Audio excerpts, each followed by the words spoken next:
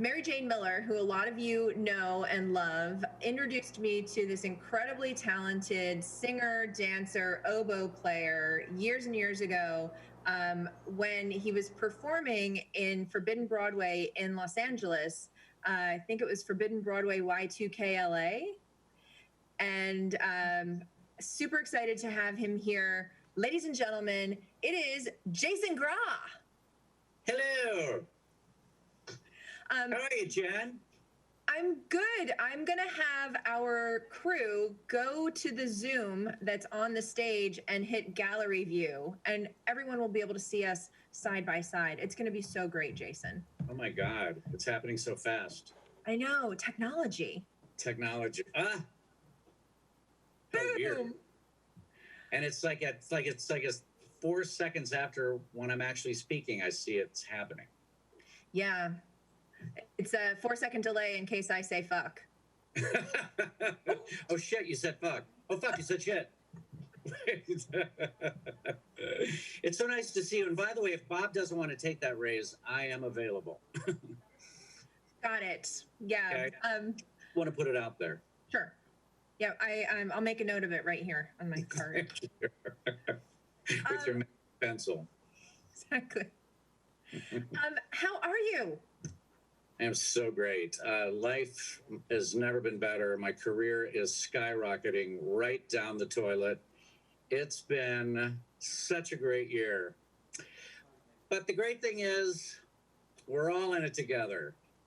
So everybody's having an equally crappy year. But, I'm into it. I have never stayed home this long in my life. I've never stayed in one place. Yeah, you are not the derogatory term of gypsy. You are a gypsy. Yes, back when we used to be able to say gypsy. I am a gypsy of the highest order and proud of it. I travel. I have a great life in Los Angeles, but in order to afford it, I have to go on the road to pay for this great life that I never see, which I hear is great. But you're experiencing that great life now in 2020 when you have had the opportunity to stay home, and Yeah. you live in you don't live in the Valley, right? You live in Hollywood? Yes, we live at the edge of Hollywood, at the edge of sanity. We are, yes. I can see the hoe of the Hollywood sign from my front yard. How appropriate. Thank you so much. Thank you. If the hoe fits, wear it. Yeah, it's beautiful here. I love being home. I love LA, and I had spent a year and a half on the road with Wicked in the national tour. I'm sure you were going to ask that later, but I just want to make it easy for you. Yeah, thank you. So I was out for a year and a half, and then I came back and I was like, I'm going to make a decision to stay home now and be available for auditions here in Los Angeles. And, and then the decision was made for me. So, right. Except for the audition part. Well, last year, not only were you on the road with Wicked, you were the Wizard. Yes, I was. I'm now the Wuzzard. Wuzzard. Cute, right? Very cute. See what I did? I could put it in past tense. Yes, I see how you did that there. Thank you. Yeah, it was amazing. Just boom, boom, boom. Well, I have to tell you, it was like the best gig ever. First of all, Wicked's a phenomenon, and I'm never in shows like that are just, like these mega crazy hits. And so every night was like this wild opening night, and it's an event for everybody, So I felt as the Wizard of Oz, I had to deliver, and it was like the best gig you could have. I think somebody clocked in the Wizard's stage time is under 24 minutes. So it's like the best gig ever. I had an hour and 15-minute break after half hour before my first entrance.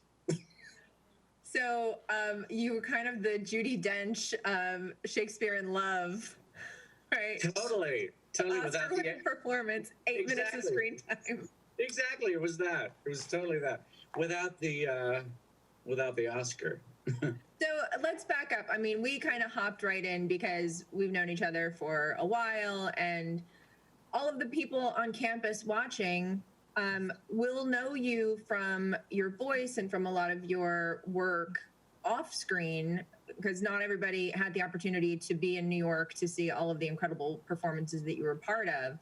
So give us a little bit of your background, some of your Broadway creds and your voiceover. Oh my God, you mean I have to talk about myself? Ugh. I know, it's hard. You know, an actor hates having to like talk about his credits. I actually was fantasizing that I was in the Equity Lounge in New York on 46th Street, where like all unemployed actors go and sit and talk about their careers to each other. And no one's really listening to the other person. They're just talking about themselves. And I was like I was in the living room with my husband, pretending that I was in the Equity Lounge, and I was telling my husband about my credits. But he had his earbuds in, and he was listening to an audiobook. Which is how it would be at the Equity Lounge. They would pay equally amount of attention to me. Well, I lived in New York I grew up in Tulsa, you know, where Mary Jane, our friend Mary Jane Miller, where we met and went to high school and did plays and all that. And we've remained besties throughout the years. And then I moved to New York City in 1980.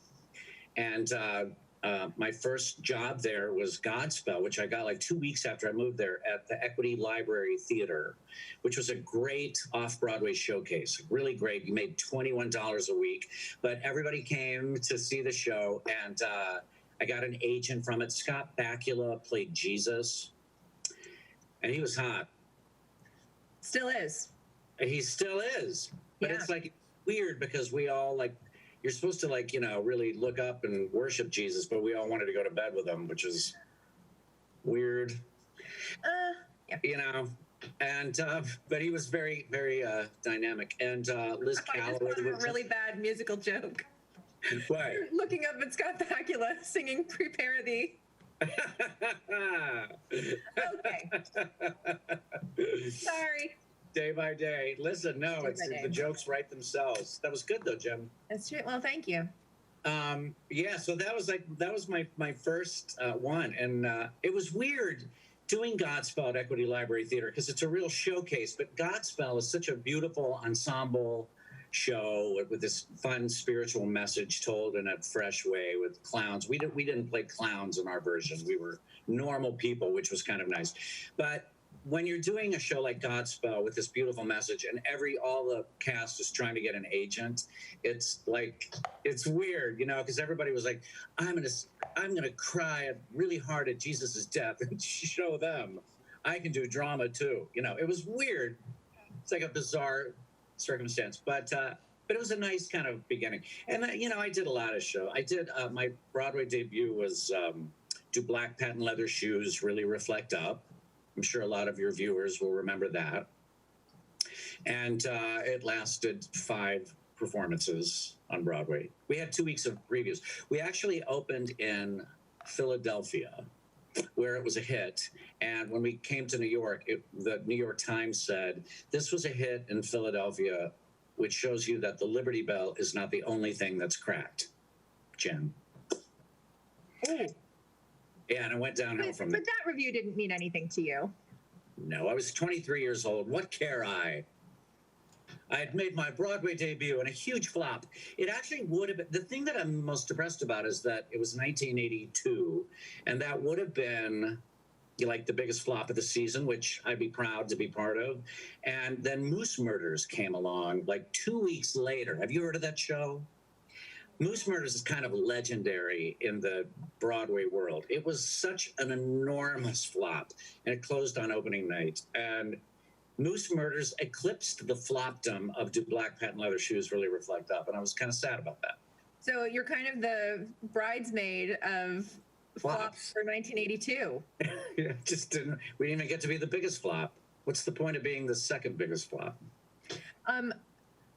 Were you ever awarded the robe, the gypsy robe? You weren't ensemble. You weren't eligible for that, right? You were always okay. Yeah, no. It's as Vera says in Mame. I was never in the chorus, but I actually was. I got my equity card in the chorus. But yes, no, I didn't get to have the gypsy robe, which now they don't call the gypsy robe. They call the legacy robe, I think. Sure. So that's what it's called now. But, I like the gypsy connotation, just about that we're all traveling artists and, craziness. Yeah. But yeah, so no, I never got that. So after I did Pat and Other Shoes, I did Stardust, Snoopy on Broadway. I did Falsettos, A Grand Night for Singing. I did the original cast of Forever Plaid in in New York. I didn't do it in Los Angeles. I left by that point. And I did Ragtime, the U.S. premiere of Ragtime that we did out here in Los Angeles at the Schubert Theater, the now disposed Schubert Theater. Yes. Yeah. And that was actually our second point of connection. A lot of the residents have met Susie MacGyver Ewing. I love Susie MacGyver Ewing. Yes. I just spit. I love her so much. I love Susie MacGyver Ewing. Oh, sorry. Sorry, where's my mask? Sorry, Jen. I'm sorry. Yeah, Susie has been on with us to tell us about her gold digger days. She was a Dean Martin gold digger. She's such a gold digger. That's Susie MacGyver Ewing. Yes. When I found out she was a gold digger, I about fell off my chair. I love her. And her son played the little boy, Blake MacGyver Ewing. Yes. Yeah. And now he's like a grown man. I can't believe it. He is. Do you follow him on social? I follow him anywhere. I do. You should. Yeah. If you don't, you should. It's everything. Yes, okay. It is. He was fascinated by, because I played Houdini and I had some wild costumes, they were pretty skimpy, and handcuffs and chains and straight jackets. And, it was a wild costume rack I had as Houdini. And Blake, as a young boy, found them fascinating. He was always in there looking at my costume rack. And I said, do you find my costumes interesting, Blake? And he said, I love the vivid colors, is what he said. So that became our little thing. So how are the vivid colors? I love that. And didn't you, you had to do a trick using Blake, right? Wasn't Blake in one of the disappearing? He watched it, but I had to do all the work. Of course. It was like his dream. He had like this obsession with Houdini, the little boy. So he would dream, and Houdini would come out and do these tricks, and I would come out and do all this stuff. There was one particularly horrible. Can I tell horrible stories? Sure. Because it's like fellow actors here that I'm talking to, right? Some actors, some producers, they're all artists. Yes. All right. Well, I love your place, by the way. They wanted me to come out in one of the little boy's dreams. Houdini's supposed to come out in a thong, like in a G-string and chains and handcuffs. And I'm supposed to walk in front of the little boy and mother and father in my chains and handcuffs. And he's dreaming this thing. And like I'm in a thong and nothing else. And I was like, do I have to wear the thong? I'm so embarrassed. And like, I don't want to have to do this. No one else can tell. And they were like, yes, you have to do it. So on our final dress tech, I came out and I put a thing of toilet paper coming out between my ass cheeks. It was really long, and I walked by them going, Houdini, and I'm doing this thing. And I just walked by the little boy, mother, father, and younger brother, and they all were bent down looking at it.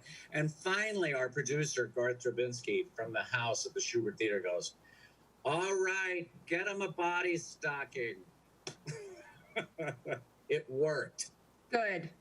But you're not afraid to get a little naked.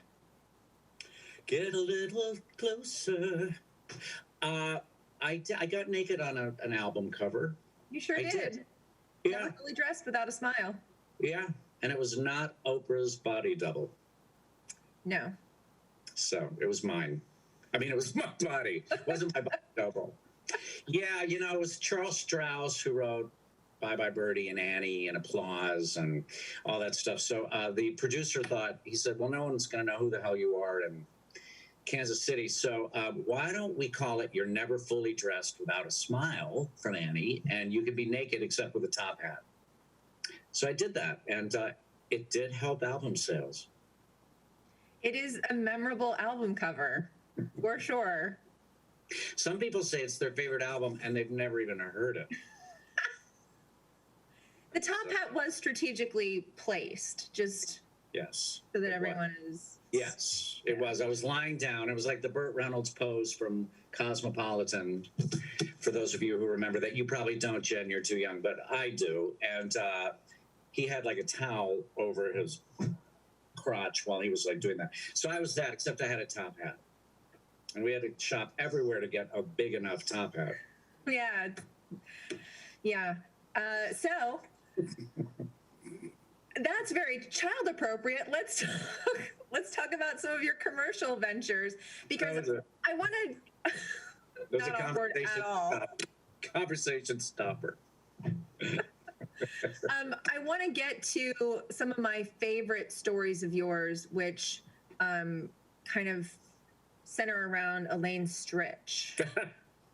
But first, the thing that I absolutely loved learning about you, it was probably 5 or 6 years after the first time that we had met, is this incredible commercial career that you had selling product that I enjoyed very much in my childhood, my adulthood, and even times during the production that MJ and I worked together on Be Prepared to Stop. We would be traveling, we'd be at a hotel somewhere in the middle of America, and I would go down to the breakfast area and make sure for my brain food that I got this particular product. So even recently. And the reason that I loved learning this about you is when you smile, there is a certain correlation for me between the character that you voiced. I'm going to take that as a compliment. You should. All right. Well, it worries me that you were eating it for brain food, but I do happen to have this right here. It's a box. It's a huge box. I don't know if you can tell how huge that is, but a friend of mine gave me that. I have more Leprechaun memorabilia. And by the way, it's memorabilia because I'm not the voice anymore. But that was a good gig. Yes, you were lucky from Lucky Charms. I was so lucky, man. It was good. You were magically delicious. Third me, 8th magical marshmallow shape. It's magically delicious. It's fantastic. Then when I was doing that, then I got called in to replace Tony the Tiger, which I didn't get, and Toucan Sam. I was like in that world of like all the breakfast cereal voice actors, which is, perfect for me. Yeah, it was a good gig. I did it for over 5 years. I replaced the original guy who'd been doing it since the 60s. And he'd been doing it for like 30 years. And, then he just didn't need to work ever again. So I came in and replaced him. So it was a great gig. Yeah. But not your favorite gig. Well, I had to talk so high so early in the morning because it was out of New York. So I got it while I was in New York. And I had to really, and then when I moved to LA to do jobs, I was still living in New York, but I did a lot of the commercials. They get a studio for me in LA, and then the kids would be in New York and the clients. And then I'd have to get up at like 6 to do a 7 o'clock thing. And, it was very high. It was it's like, God, I had to wear really tight underwear, Jen. It was hard to talk that high, but I did it. But, it was such a great gig because it was like maybe 4 or 5 days of work a year. And, they would come up with 4 different commercials, and I introduced the rainbow shape marshmallow. Those marshmallows were suspect, I thought, but they're crunchy. They were like crunchy marshmallows. Yeah. You like that? Well, yeah, that's the whole brain food of it. And they had to be crunchy so that when you added milk to them, it would soften up. Yeah, but they never got that soft. They never really got that soft. Not like a marshmallow. It's true. But I know people just loved it. I used to love it. I gave it as presents every year. And then when I ended up not doing it, I had to let it go. Then I only ate Raisin Bran. That's because I'm older, too. You're not that old. Thank you. You're welcome. Neither are you. Hey, congrats. I haven't seen you since you got married. Thank you. Well, we didn't officially get married. Oh, you didn't? I thought you did.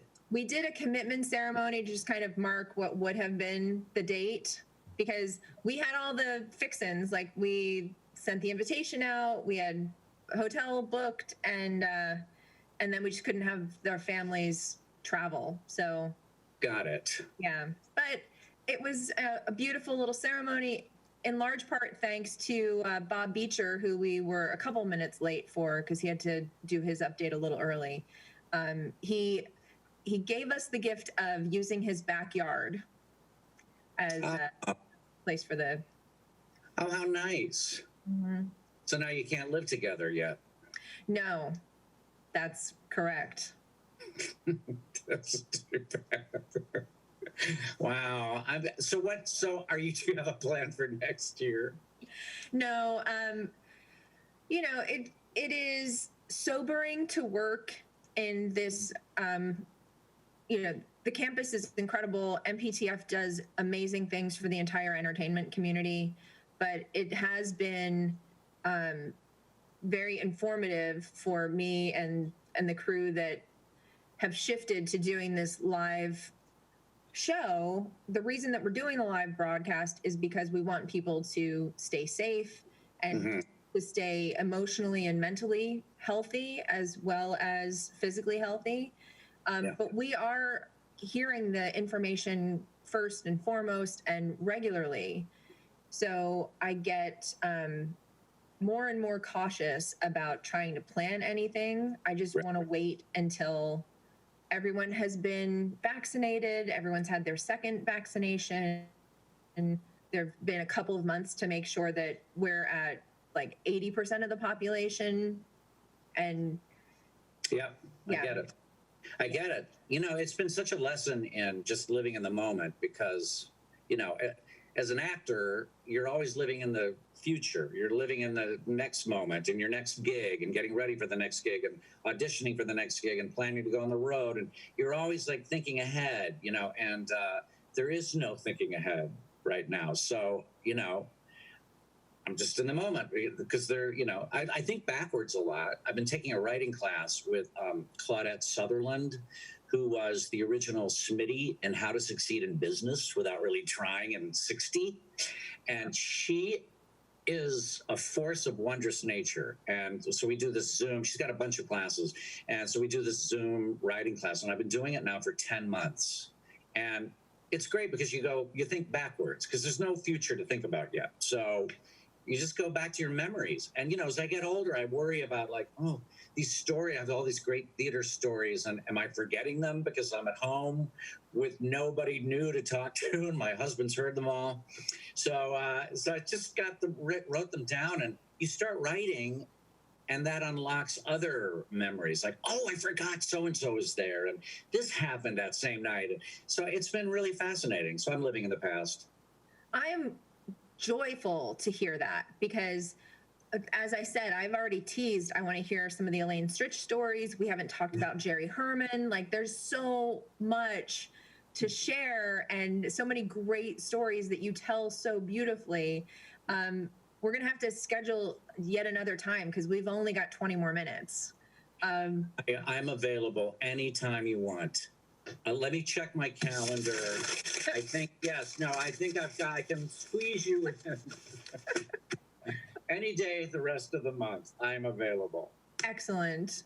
We'll find another time. But let's go in what order?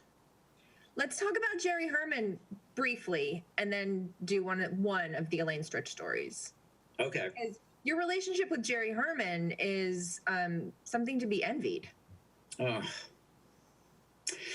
Yes, it is. I envy myself. I'm so grateful. It was just such a gift from God that I worked very closely with him from basically 2000 to up until when he passed on last Boxing Day. It was last year, the day after Christmas. And I actually met him auditioning for the national tour of Hello Dolly in the 80s with Carol Channing. And I went over to his house and auditioned, and I was like it for Barnaby. I was so it. And I was auditioning with Davis Gaines. who was a friend of mine who was auditioning for Cornelius. Davis did Phantom out here forever. Mm-hmm. And we were out reading together, and I kept stopping Davis going, Davis, you're missing the point of that line, like when we were working on it. And he just didn't have a clue. And of course, Davis got it, and I didn't get a call back. So there's that. You're welcome, Davis. And I didn't see Jerry till 2000, and I got to be part of a tour called Hello, Jerry, and it was produced by ASCAP, and it was Jerry and the beloved, brilliant Karen Morrow, and who had done a lot of Jerry Herman shows, and Paige O'Hara, who was the voice of Belle in Beauty and the Beast. And Jerry's longtime musical director, Don Pippin, was he played piano for our review. And we did it around the country, and Jerry performed and spoke, and we gave master classes. We did it at the Kennedy Center. We were at Orange County Performing Arts Center. We were at a high school in Virginia. I mean, we just did anywhere that would take us, we did it. And, we got to really know each other well. Then Jerry asked me to do his revival of one of his favorite shows that was a huge flop, The Grand Tour.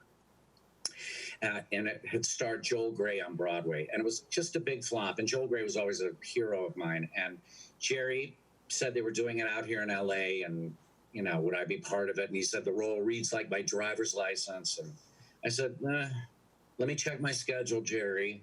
Told you not to call me at home. And so I got to do it, and he worked really closely on the production, and we did it at the Colony Theater in Burbank, and it was just amazing. It was a beautiful show and heartbreaking. You saw it? I did. Yeah, of course I did. Who's your biggest fan? Did you come the night that Mary Jane came? Yes. I loved, Mary Jane gave like one of the most brilliant quotes, because you guys were, I remember like you were sweet. I was exhausted from that show, and I had like a bronchial cough, so I was taking that Advair thing. I only had like 15 songs, and I got bronchitis, so I was out there singing. I was like, ugh. But we had this big, like the best song of the show was this duet, remember, with me and the Colonel, called You I Like. Yes. Just vintage Jerry. Such a great, it's like this great show. For people that don't know it, it was just about this Polish Jewish immigrant who found himself in France, and he befriends this colonel who's a very rigid, uptight guy, and they have this friendship, and they're fleeing the Nazis. So they're traveling through France, fleeing the Nazis, with Jerry Herman songs and dances. Like, it's all over the place. Yeah. And anyway, so we did this huge, great You I Like song that was the 11 o'clock number. And I'll never forget talking to Mary Jane in the parking lot of the Colony Theater in Burbank. She's going, I love that duet you guys did. I said, isn't it great? Isn't it just a great song? She said, yeah, but I was like, you guys, get off the stage. The Nazis are coming. The Nazis are coming. And I believe I fell down in the parking lot. I was laughing so hard. It's like, you're right. You're right. But yes, we had an incredible relationship, and I got to work really closely with him. And I'm now doing symphony gigs. He put together a symphony concert that still goes on. And we travel the country, Ron Raines and Debbie Shapiro-Gravitt and myself and Clea Blackhurst. And it's great. And he had a list of people for his memorial that he wanted to perform on it, and I got to perform on it last February at the Lunt-Fontanne Theater in New York. And it was just a great group of people, and I just cried and I laughed, and I miss him every day. It was really a blessing. So in one of your earlier performances in Tulsa, when you were playing the Paperboy, did you ever imagine that you would be? Yes, I did. Tell us a little bit about that performance. Well, that was at the world-renowned Tulsa Little Theater. I know many of your viewers have heard of it. And just let that sink in. And I was one of the newsboys in Gypsy. And it was kind of a turning point in my life. My mother played Tessitura, the stripper, which I was so proud to have my mother be a stripper. And she wasn't a very good actress, but she did that strip dance like incredible. She like bumped with the best of them. She was great. She'd like say all her lines like that. I'm a strip woman, slob. Now screw. It's like everything had an emphasis on it. It was really cute. She was so cute. but she was so great. And she was an ex-ballet dancer in New York. She was a dancer, and, you know, she had a fun edge to her. So she was perfect. And yeah, and I was a newsboy. And Sam Harris was also a newsboy. He lived in Sand Springs, which was a suburb of Tulsa. Wow. In case you didn't know that Tulsa had suburbs. Of course, it's a thriving metropolis. Well, it is in Northeast Oklahoma. It's actually a great city. It's a great city to grow up in. But, you know, it was interesting because when at that age, I played piano as well and oboe. And my first songbook that I got was Mame by Jerry Herman. And so I would sit and play You're My Best Girl from Mame. And I'd sing it about my mom because I was such a mama's boy. Aww. So, yeah, I knew I was going to work with him someday. I knew it. Yes. Okay, so we got 10 minutes. Tell us about Stritchy. Well, she was a kick. I was terrified of her. We got cast in a show at Rainbow and Stars up at the Rainbow Room. It was her New York cabaret debut, and Rainbow and Stars was this posh, beautiful night spot in New York that was up on the 65th floor of the NBC building at Rockefeller Center. And the whole backdrop of the room was a window, and it looked out onto Central Park and the West Side and the Upper East Side and the Upper West Side.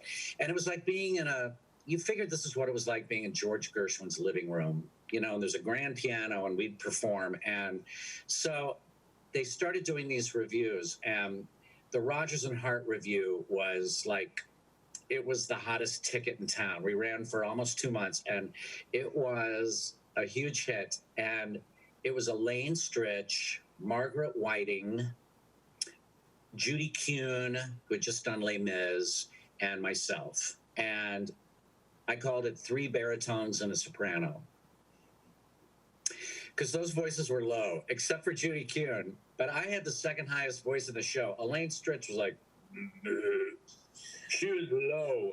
She was freaking incredible. To rehearse with her was a nightmare, because she took care of herself only. She looked out for herself. And that we have many stories that I've been writing about Elaine in rehearsals. But she was actually a nightmare, and everybody was terrified. She fired the first director because he was such a kiss ass to her, and he'd laugh too loudly at all her jokes. And she did not suffer fools gladly. She knew if somebody was like insincere and didn't know what he was talking about, and she just said, this guy's a clown, he's got to go. And she handpicked the next director, who came in, and he was like, no nonsense. And he said, Elaine, that's a terrible move. Go over here. And she loved it. She wanted to be told she was wrong. She wanted to be told where to stand, what to do, what the order's going to be. She really did want that. But so many people were terrified of her. I did not enjoy the experience of working with her until we opened. And then the reviews were spectacular. And there wasn't a more generous, more giving compatriot that I've ever worked with. She laughed. She was supportive. She'd come and talk to me. She'd give me advice. We were friends the rest of her life. And I hosted. The last time I think I saw her, I was hosting the Actors Fund Tony Award party here in Los Angeles. Was it at the Skirball? Is that where I think it was? At the Skirball Center. And we had those great dinners and live feeds and all that stuff. And I was the MC of the evening. And so I got to introduce Elaine Stritch, and it was so good to see her.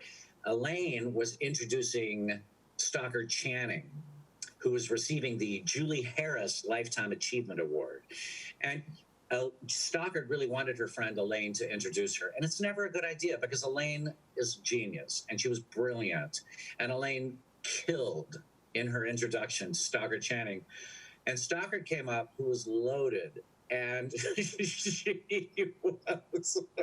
she was like, there's like a Julie Harris bust. It's like a bust of Julie Harris. And so Elaine handed it to Stockard Channing, who was like this, and she dropped Julie Harris on the floor. She dropped Julie Harris's head on the floor. Oh, it was amazing. Luckily, it kind of bounced, because it wasn't like no. It wasn't breakable material. It was kind of like rubber. I don't know what it was. It was like bounce. Julie Harris. Cool. There was like a shriek in the audience and then huge laughter, like that kind of laughter. But So was Elaine already gone from the podium at that point? Like there was no opportunity for, yeah, she was gone. Because she could have saved that moment. She would have. She would have if she could have. But, and by the way, I love Stockard Channing. I think she's a freaking genius, and she deserved that Julie Harris Award. We just sometimes imbibe at Tony Award parties. Sure.